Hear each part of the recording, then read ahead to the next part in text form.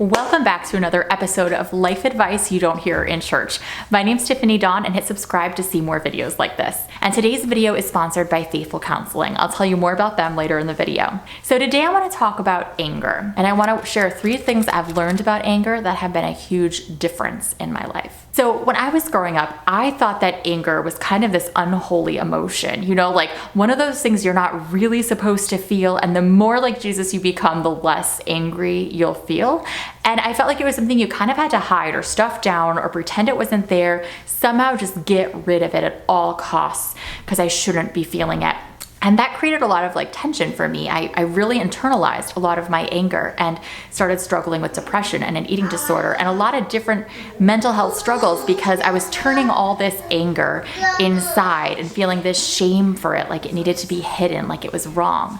And now as I look back, I wish somebody had told me that anger is a normal part of the human experience, that we all experience this range of emotions and God created us able to experience all of them. And when Jesus came to earth, he experienced all of them as well, including anger, flipping people's tables over, we called the Pharisees a brood of vipers. Picture calling all the pastors at a pastor's convention, you brood of vipers and hypocrites. That's essentially what he did. So Jesus also experienced anger. And so the question is not, should we experience anger? It's that we all do experience anger. And the question is, what do we do with it? There are healthy ways and unhealthy ways to express our anger, but it's totally normal to feel angry sometimes. Now, if you're constantly angry, that's a sign that you need to look a little deeper. And I think that's true anytime anger comes up. Recently, I was talking with a counselor who I've been seeing, and she said to me, remember, anger is a secondary emotion. It's not the primary emotion. There's something else causing it.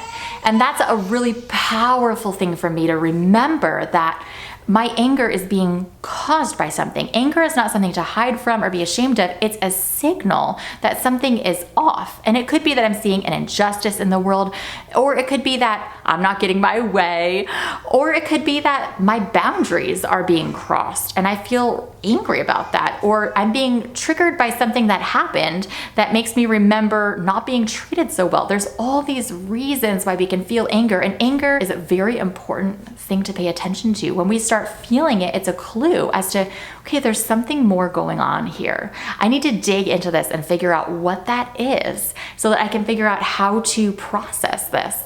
And that's where a counselor can really come in handy. I know counseling has made a tremendous difference in my own life and for many of you too. So that's why I've partnered with Faithful Counseling. They're my sponsor. At the link below, you can get 10% off your first month with them. They will connect you with a counselor. They're all Christians, but they're also all credentialed, legitimate therapists. And you can choose how involved you want faith in your sessions. Because for me, I wanted a counselor who had that Christian background, but who wasn't going to be bringing the Bible into our sessions, being like, well, here's what the Bible says. I was like, I've read the Bible, I know what it says. I want someone who's going to look at this from a clinical standpoint. And so you can get that with Faithful Counseling. Also, you can meet with them from anywhere in the world because it's all online. All your sessions are done online, and you can be in touch between sessions too. So definitely check them out if you're not sure where to look for a counselor. Again, the link is in the description below. And then the second thing with anger that I learned is there are healthy and unhealthy ways to respond to it. So you can respond to anger in a very unhealthy way of yelling or punching, or not that yelling's always bad, but lashing out at somebody else is not a healthy way to work through your anger or to respond to it. And sometimes it's this instinctive thing to do, and we have to take a minute, kind of pause so that we can react in a way that's healthy and appropriate. Other examples of unhealthy ways to respond to anger are turning them against ourselves, self-injury, guilt trips, eating disorders. All of this, it's anger that's being turned inward in an unhealthy way. But then there's healthy ways to express your anger, because we do a lot of times need to somehow get it out there. And that's anything from exercise or talking to a therapist to finding different healthy outlets for your anger. But the big takeaway I want you to have is that anger is not a bad emotion. There's no such thing as good and bad emotions. Emotions just are. When you feel it, pay attention to it because it's telling you something important.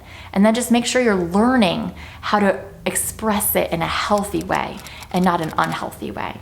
I hope that that can bring you guys some freedom from feeling shame or guilt about your emotions. I love you guys. Let me know what you think in the comments. Bye.